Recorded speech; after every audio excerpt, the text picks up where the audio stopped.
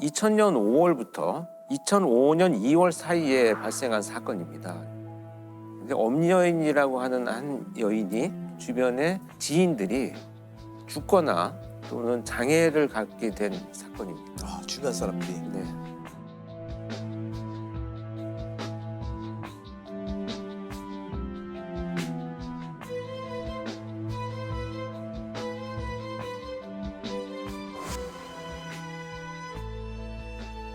개요를 좀 몇 가지 하나씩 살펴보겠습니다. 첫 번째 사건은 남편을 살해한 사건인데요. 엄여인은 이제 첫 번째 결혼한 남편의 보험을 3군데나 가입을 합니다. 보험을 가입한 이후에 어느 날 남편한테 수면제를 먹여서 잠이 들게 한 이후에 핀 같은 걸로 눈을 찔러서 실명을 하게 만듭니다. 남편은 모르는 건가요? 눈이 갑자기 안 보이게 되는 건가요? 눈에 굉장히 심한 상처가 났는데 자기 잘못인 것으로 생각을 한 거죠. 그리고 나서 이제 몇 달 뒤에 다시 이제 그 수면제를 먹여서 잠이 들어 있는 남편한테 얼굴에 끓는 기름을 부어서 화상을 입히게 됩니다. 사주에 이제 화상을 입히죠. 그래서 이런 상처들로 인해서 이제 장애를 입고 상처를 입고 치료를 하던 이 남편은 결국 다발성 자창 출혈 이런 것들로 인해서 사망을 하게 됩니다. 그리고 나서 이 사망한 남편의 보험금을 3억 원을 받게 됩니다. 이렇게 이제 첫 번째 남편을 살해해서 3억 원의 보험금을 받은 엄여인은 한 달 후에 재혼을 합니다. 그리고 나서 똑같은 방법으로 또 그 수면제를 먹인 후에 눈을 찔러서 장애를 입힙니다.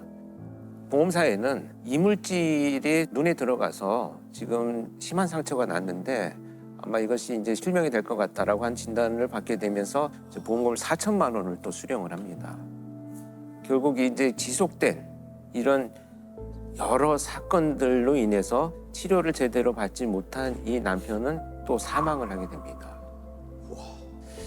그러면 원래 남편부터 재혼한 남편까지 두 명을 살해한 거네. 2명을 살해했죠. 근데 여러분 여기서 되게 중요한 게 뭐냐면 보험 금액이 사망 그 다음에 가장 많이 금액을 받는 것이 실명이에요. 그래서 사실은 그런데 이제 이 엄여인의 직업을 보면 보험 관련된 일을 오랫동안 했어요. 그래서 잘 알고 있는. 잘 알고 있고 그 보험사를 속이는 방법도 알고 있었던 것으로 이제 추측이 되고요. 그러다 보니까 이제 그런 범죄를 이어가기 시작을 한 거죠. 진짜 잔혹한 게 그냥 사람을 죽이는 것도 잔혹한 일인데 보험금을 2번 받기 위해서 먼저 실명을 시키고 그렇죠. 또 살인하고 이게 정말로 좀 잔인한 것 같아요. 29살 주부 엄모 씨는 지난 2000년 남편에게 수면제를 먹인 뒤 눈을 찔러 멀게 했습니다. 치료를 받던 남편이 숨지자 엄 씨는 보험금으로 2억 8천여만 원을 타냈습니다. 2년 뒤에 재혼한 남편도 똑같은 방법으로 당해 치료를 받다 숨졌습니다. 남편이 정신지가 좀 있어서 눈 자해하는 거 보고 그걸 생각해내게 된 거였어요. 여기에서 중요한 건 뭐냐면 그동안의 과정에 왜 의문을 제기하지 않았는가를 그렇죠. 살펴봤더니 너무나 지극정성으로 남편을 돌보는 모습을 보여주는 거예요. 그러니까 주변 사람들은 저런 심성을 갖고 있는 사람이 네, 설마 정말 보험금 때문에 남편을 저렇게 하겠느냐라고 하는 생각들을 하게 된 거죠. 보험사들은 보험금을 2번이나 남편의 죽음으로 그런 약간 데이터들이 공유가 안 되나 봐요. 당시에는 사실 공유가 되지 않았었습니다. 지금은 누가 봐도 의심받을 네, 수밖에 그렇죠. 없는 이 상황이고. 사건은 특히나 가족들의 이의 제기도 없었고 장애로 인한 보험금 수령이었기 때문에 아마도 초기에 발견되지 않았던 안타까운 과정을 겪고 있습니다.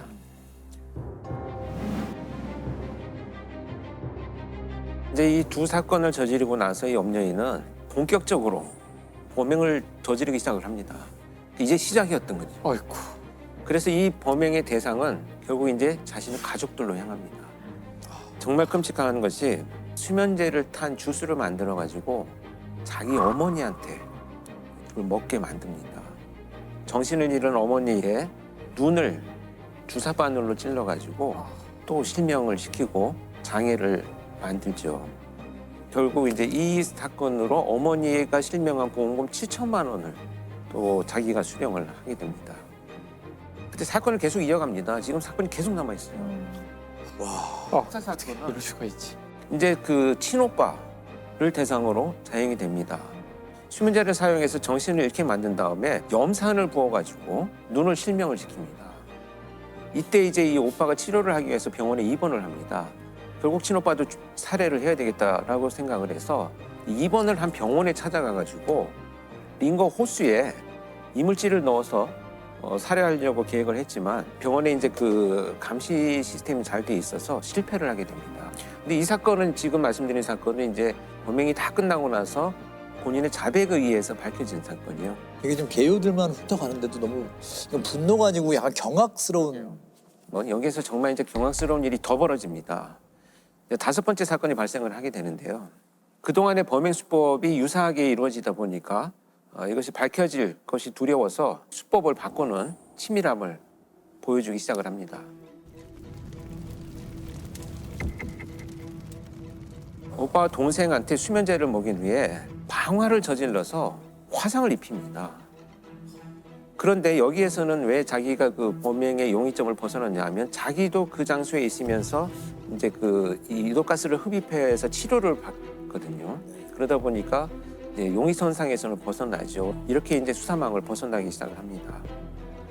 그래서 이 사건으로 인해서 결국 총 3억 원의 보험금을 또 자기 앞으로 수령을 합니다. 그래서 온 일가족의 죽음과 장애를 통해서 지금 수억 원의 보험금들을 수령을 하기 시작을 하죠. 20대 후반의 주부가 보험금을 타내려고 첫 남편과 두 번째 남편, 어머니 그리고 오빠의 눈을 차례로 실명시키고 집에 불까지 질렀습니다. 보험 설계사 경력이 있는 엄 씨는 어머니와 오빠 이름으로 보험을 나누어 든 뒤 보험금을 모두 가로챘습니다. 제가 그랬을 거라고는 생각 안 했었고요. 그 돈으로 뭘 했던 거예요? 지금 끔찍하게도 이런 돈을 그냥 유흥에 사용한 것으로 나타나고 있는데요. 이 유흥에 필요한 돈들을 어떻게든지 마련해서 나를 포장하는 것이 훨씬 더 내 삶의 가치가 있다고 생각하는 왜곡된 관념을 갖게 되는 거죠. 결국 이게 발각이 됐으니까 지금 다 밝혀진 거겠죠. 그렇습니다. 근데 여기에서 밝혀진 것이 아니고 사실 엄여인은 또 다른 사건을 저지릅니다. 더 저질러요. 방화 사건이 저지르고 난 이후에 어머니 명의로 되어 있는 아파트를 팝니다.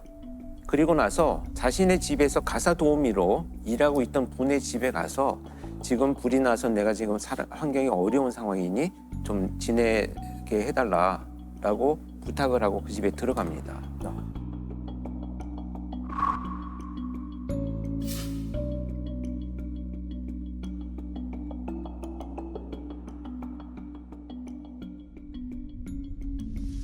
강 씨의 집에서 거기에서 또 방화 범죄를 저지릅니다.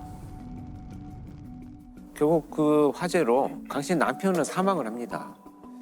그리고 강 씨는 그 화상을 입어서 이제 병원에 입원을 하게 되고요. 그리고 자기도 이제 현장에 있었다라는 이유로 용의선상에서 벗어났는데 마지막까지 이제 시도를 하기 위해서 심지어 강 씨가 입원해 있는 병원을 불을 지르려고 갑니다. 그래서 시도를 하는데 네. 다행히도 이제 그 방화 미수에 그칩니다. 이때 이제 그 주변 사람들한테 발각이 되어가지고 체포가 되면서 이 수많은 악행들이 드러나게 됩니다. 엄 씨는 잠시 머물렀던 파출부 강모 씨의 집에도 불을 질러 강 씨의 남편을 숨지게 한 혐의도 받고 있습니다.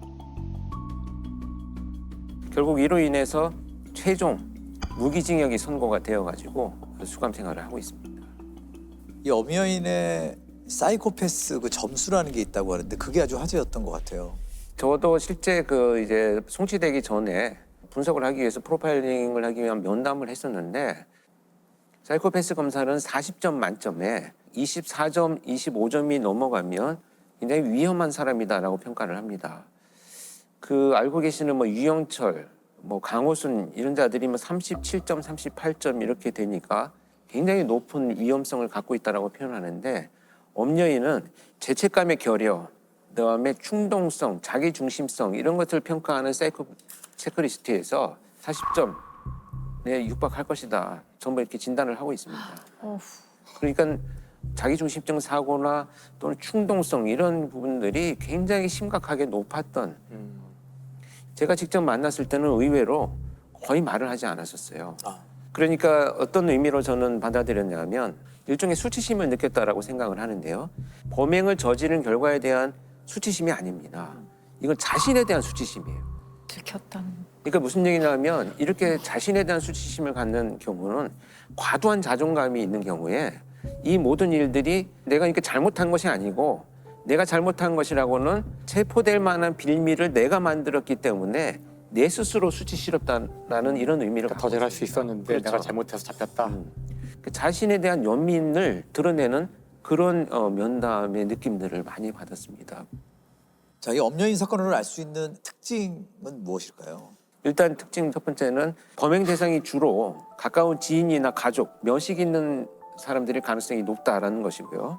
특히 이제 엄연인 같은 경우에는 보험금이 목적이었기 때문에 보험금을 자기 명의로 돌릴 수 있는 가족들을 대상으로 범행을 이어간 것으로 판단이 됩니다.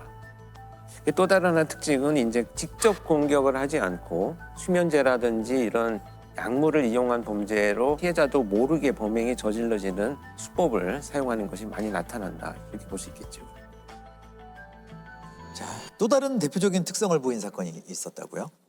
이제 밀실 살인 사건으로 좀 알려져 있는 거여동 일가족 살인 사건입니다. 2003년 12월에 송파구 거여동의 한 아파트에서 주부인 박모 씨 그리고 이제 3살배기 아들, 10개월 된 큰 딸이 셋 다 이제 한 집에서 사망한 채로 발견이 됩니다. 서울 거여동의 한 아파트에서 31살 박모 여인과 3살과 1살 난 자녀가 숨진 채로 남편 남모 씨에 의해 발견됐습니다. 부인 박 씨는 목이 졸려 있었고 두 자녀는 질식한 상태였습니다. 이제 그 방 안의 상황을 보면 작은 방에는 3살 된 아들이 보자기를 둘러쓴 채로 사망을 해 있고요. 또 10개월 된 딸은 얼굴에 비닐봉투가 쓰여진 채로 사망을 해 있습니다. 그리고 그 방문 난간에 빨랫줄이 연결되어 있는데 거기에 피해자가 목을 맨 채로 사망을 해 있습니다. 그래서 발견이 된 건데요.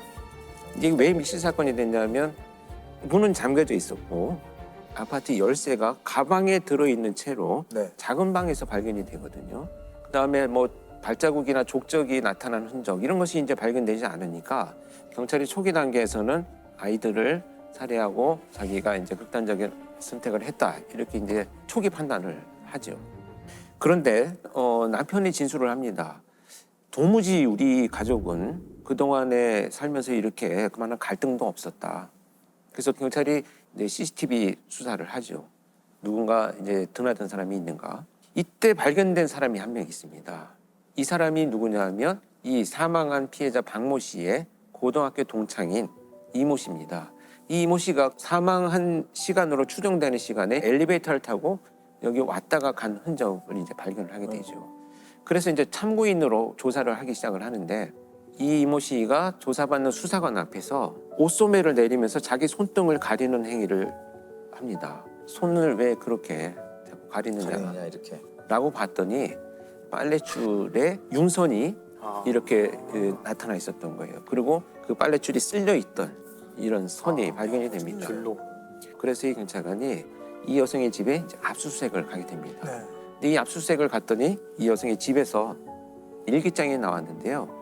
이 일기장 안쪽에 종이 한 장이 발견이 됩니다. 이 종이에는 어떻게 살해할 것인가를 계획한 계획서가 발견이 되죠.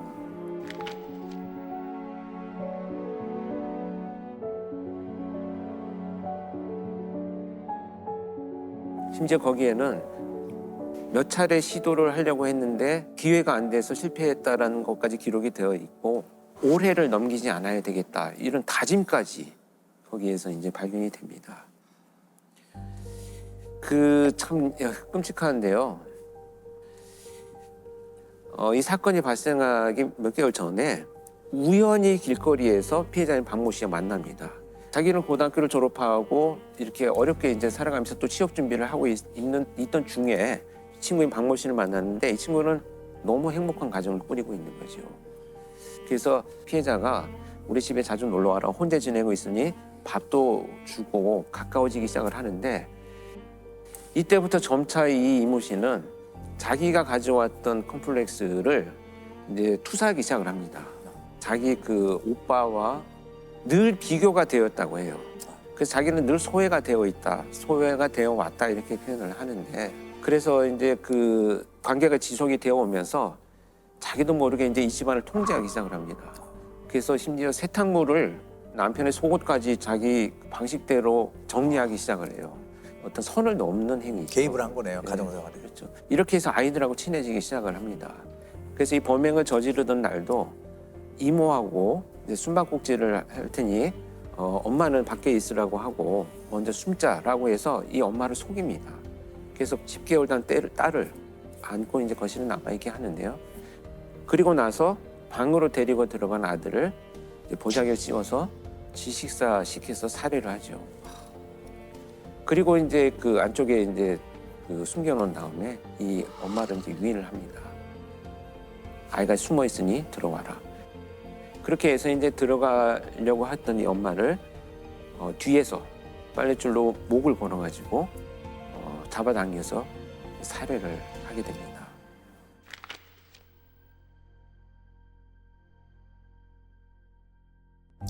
근데 이 어머니가 그렇게 목이 졸렸을 경우에는 대부분 굉장한 그렇죠. 저항을 반항문이 하고 있죠. 네. 그런데 지금 이 시신을 부검할 때 보니까 또렷하게 한 줄만 나와 있던 거예요. 또 자기가 목을 매달려 있는 문짝을 두드리면서 한쪽 손에만 멍이 좀 들어있고요. 왜 이런 일들이 벌어졌는가 했더니 그렇게 목을 졸려서 죽어갈 때 이 박모 씨는 10개월 된 아이를 안고 있었던 거예요.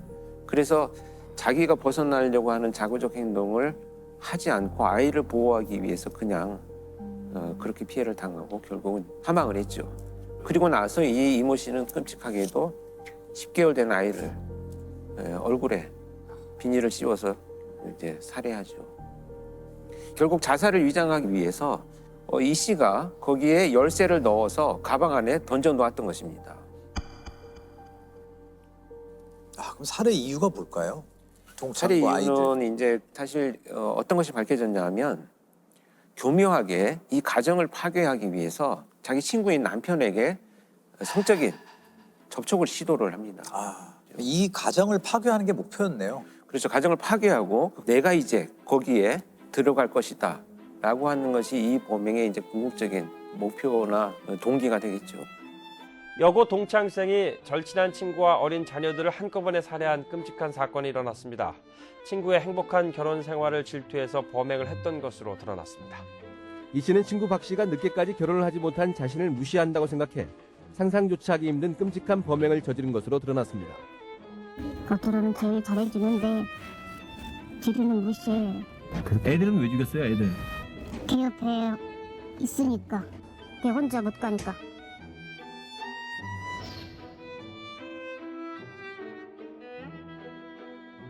그 우연한 만남이 없었으면 좋았을 것을. 거리에서 만났던 그렇죠. 사실 그렇게 보면 어떻게 보면 범죄는 그렇게 선의를 베푸는 사람들이 꼭 피해를 입는 경우들이 많아서 결국은 더 뭐 안타깝고 우리가 분노하는 부분이기도 하죠. 결국 이제 아까 염려인 사건처럼 이 두 범죄의 대표적인 특징은 범행이 우발적이고 충동적인 것이 아니고 자신이 처한 상황을 벗어나기 위해서 굉장히 치밀하고 계획적이었다라는 특징이 있습니다. 그리고 자기 목표를 이루기 위해서 사람의 목숨을 도구로 쓸 수도 있지 않나 이런 특징들을 발견을 했던 사건입니다. 지금도 프로파일러들은 사건이 다 끝나면 맨 마지막 작업으로 항상 이런 그 면담을 몇 시간 동안 해서 그들이 갖고 있는 모든 문제점들을 다 밝혀내고 나서 우리가 예방을 하기 위해서는 지금 무엇을 접근해야 되겠느냐, 지속적으로 연구를 할 수 있는 시스템을 구축하거나 만드는 것도 필요하지 않겠나, 이런 것이 이제 목표가 되어야 되겠죠.